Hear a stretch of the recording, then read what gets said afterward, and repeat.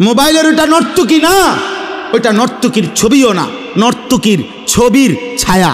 ছায়ার সাথে প্রেম হয় না, ছায়ার সাথে ভালোবাসা হয় না, ছায়ার সাথে রাত কাটায় না, ছায়ার সাথে জীবন নষ্ট করে না কোনো বেওকুফ বোকা মূর্খ ছাড়া আর কারোর জন্য এটা সাজে না।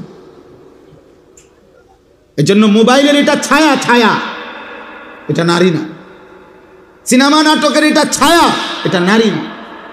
ছবি ও না, এটা ছায়া, এটা ছায়া।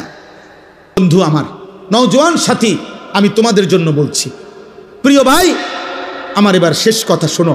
কোরআনুল কারীমের এই আয়াতের মাধ্যমে এ কথা স্পষ্ট প্রমাণ হলো, একজন মানুষের জন্য, মুমিনের জন্য, কোন ইমানদারের জন্য গান, বাদ্য, গায়িকা, নায়িকা, গানের আসর, নৃত্যের আসর, গান বাদ্যের আয়োজন, এই নাটক, সিনেমা, ক্রীড়া, কৌতুক, হাসি, ঠাট্টা, ফালতু বিনোদন, বেহুদা সময় কাটানোর হারাম, সম্পূর্ণ হারাম, নিষেধ।